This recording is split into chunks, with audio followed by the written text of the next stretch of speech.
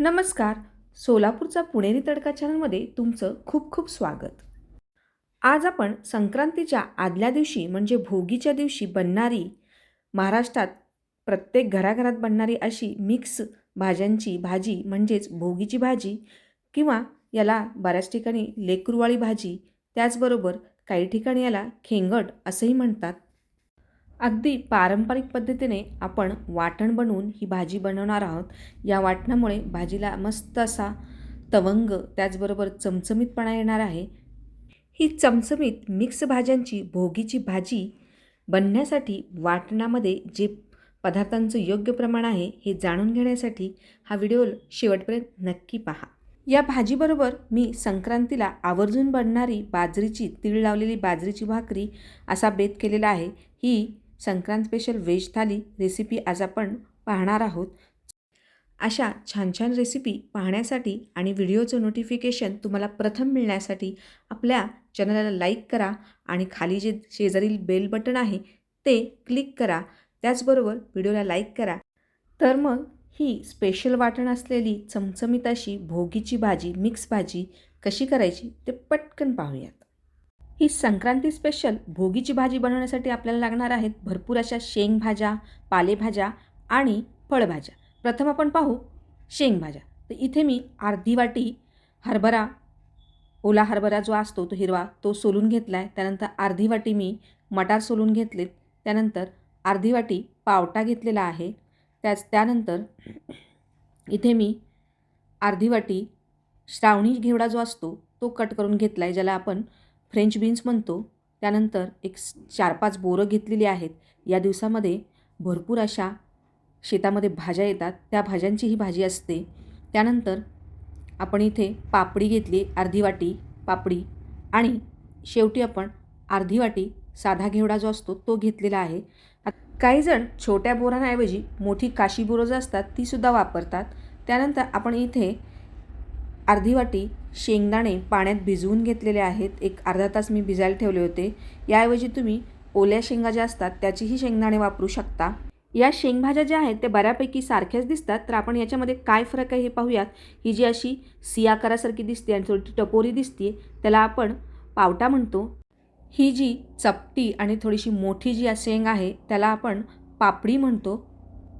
आता ही जी तिसरी शेंग आहे त्याला आपण फरसबी किंवा फ्रेंच बीन्स असंही म्हणतो. त्यानंतर आपण चौथी शेंग जी घेत आहे त्याला उसावरच्या घेवडा किंवा आमच्याकडे साधा घेवडा असंही म्हटलं जातं. तुमच्याकडे याला काय म्हणतात हे नक्की सांगा. याचबरोबर तुम्ही तुरीच्या शेंगांचे दाणे जे असतात ते सुद्धा या शेंगभाज्यांमध्ये वापरू शकता. मला त्या आज मिळाल्या नाहीत त्यामुळे मी यात आज वापरलेलं नाही आहे.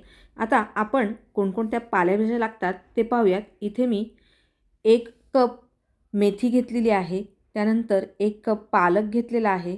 मूठभर कोथिंबीर घेतलेली आहे. या पालेभाज्यांमध्ये तुम्ही चंदन बटवा, आंबाडी, चाकवत, आंबट चुका यासारख्या पालेभाज्याही वापरू शकता. पण आमच्याकडे या 2 भाज्याच वापरतात त्यामुळं मी या 2च भाज्या घेतलेल्या आहेत.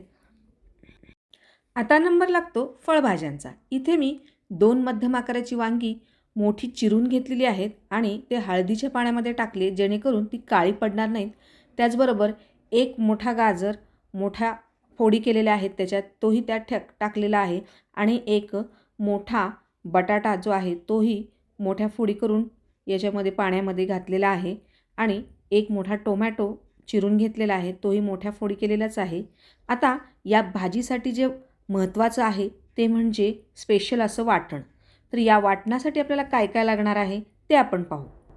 यात प्रथम मी 2 चमचे किसलेलं सुकं खोबरं घेतलं आहे. त्यानंतर 3 चमचे शेंगदाणे घेतलेले आहेत आणि 2 चमचे तीळ घेतलेले आहे आणि त्याचबरोबर 1 मोठा कांदा उभा चिरून घेतलेला आहे. या शेंगदाण्याऐवजी काही ठिकाणी हिरव्या जो हुरडा असतो, ज्वारीचा हुरडा, तोही वापरला जातो, त्याचंही वाटण केलं जातं. आणि इथे मी 15 ते 20 लसणाच्या पाकळ्या घेतलेल्या आहेत. याऐवजी जर तुम्हाला लसणाची पात मिळाली तर तुम्ही नक्की वापरा. मी इथे पाकळ्या वापरलेल्या आहेत. आता यानंतर आपल्याला या भाजीला चमचमीत बनवण्यासाठी खास अशी फोडणी द्यायची आहे. तर ही फोडणी देण्यासाठी कोणकोणतं साहित्य लागणार आहे ते पाहूयात.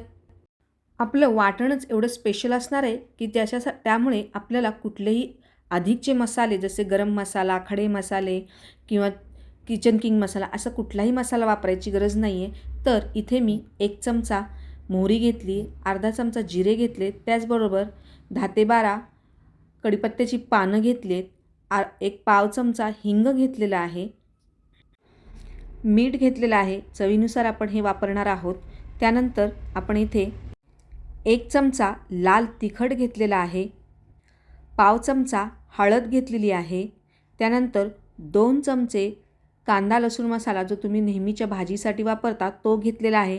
तुमच्याकडे जर काळा मसाला वापरत असतील तर तुम्ही काळा मसालाही घेऊ शकता. इथे आपण 2 चमचे कांदा लसूण मसाला घेतलेला आहे आणि आपल्याला अर्थातच लागणार आहे फोडणीसाठी तेल. यानंतर या सर्व पालेभाज्या आणि शेंगभाज्या आपण स्वच्छ धुवून घ्यायच्या आहेत. गॅसवर मी मीडियम फ्लेम करून कढई तापायला ठेवली आहे. त्याच्यामध्ये आपण प्रथम शेंगदाणे खरपूस असे खमंग भाजून घ्यायचे आहेत. 1-2 मिनटात छान खमंग भाजले जातात हे शेंगदाणे. हे शेंगदाणे खरपूस असे छान भाजले गेलेत. मी आता हे बाउलमध्ये काढून घेते आणि त्यानंतर आपले जे खोबरं आहे, किसलेलं खोबरं ते भाजून घेते. अगदी एक मिनटामध्ये हे भाजून लालसर भाजून होतं, तेही आपण बाजूला काढून घेऊयात. आणि यानंतर आपण याच्यामध्ये तीळ भाजून घेऊयात. या ठिकाणी गॅसची फ्लेम आता लो करायची आहे, कारण तीळ पटकन भाजले जातात, करपण्याची शक्यता असते यासाठी. आणि या पहा मस्त असे तीळ भाजून झालेले आहेत, तेही मी आता बाउलमध्ये काढते. आणि शेवटी आपण याच्यामध्ये 1 चमचा तेल घालतोय आणि या तेलामध्ये आपण जो उभा चिरलेला कांदा आहे आणि लसूण दोन्ही छान असं लालसर रंगावर भाजून घ्यायचं आहे. कांदा लसूण ही भाजून झालं आहे. आता आपण हे जे भाजलेले जिन्नस आहे ते थंड होऊ द्यात आणि मग त्याच्यानंतर ते मिक्सरमध्ये बारीक करून घ्यायचे आहेत. हे पहा मिक्सरमध्ये मी हे सर्व जिन्नस घातलेत आणि त्याच्यात आता कोथिंबीर घालायची आहे आणि याचं असं मस्त असं एकदम बारीक पेस्ट असं वाटण करून घेतलेलं आहे. तुम्ही पाहू शकता ह्या पद्धतीने. वाटण करताना 1-2 चमचे पाण्याची गरज वाटली तर तुम्ही त्यात घालू शकता. इथे आपण त्याच कढईमध्ये 3 मोठे चमचे तेल घातलेलं आहे. या भाजीसाठी चमचमीत भाजी होण्यासाठी आपल्याला भरपूर तेल लागतं. त्यासाठी मी ते 3 चमचे तेल घातलेलं आहे.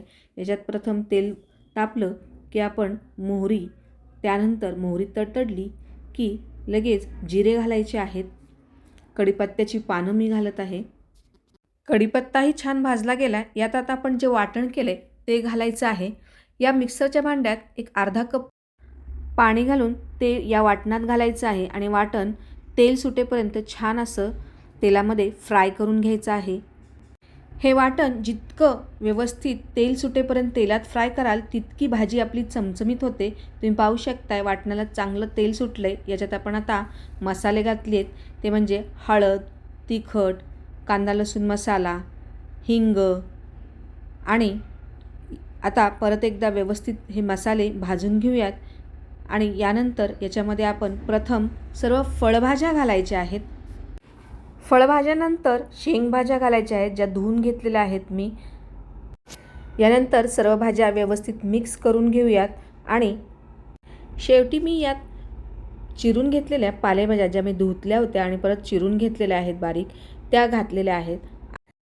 4-5 बोरं मी धुवून त्याच्या बारीक फोडी करून घेतल्यात, त्याही याच्यामध्ये घातलेल्या आहेत. काही ठिकाणी याच्यामध्ये ऊसही घातला जातो. मी या ठिकाणी त्याऐवजी गूळ घालणार आहे. आता चवीपुरतं मीठ घातलेलं आहे आणि व्यवस्थित भाज्या मिक्स करून घ्यायच्या आहेत. यानंतर याच्यात मी थोडासा गूळ घालते आहे. तुम्ही या ठिकाणी ऊसाच्या ज्या कांडक्या असतात त्याही वापरू शकता छोट्या छोट्या करून. त्यानंतर काही ठिकाणी याच्यामध्ये पेरूही घातला जातो. आपण ज्या पालेभाज्या घातल्या आहेत त्याचं जे पाणी सुटणार आहे त्याच्यावर आपण 2 मिनटं या भाज्या वाफवून घ्यायच्यात. वर एक झाकण ठेवलेलं आहे आणि या झाकणात मी पाणी घातलेलं आहे. एक अर्धा ग्लास पाणी घातलेलं आहे.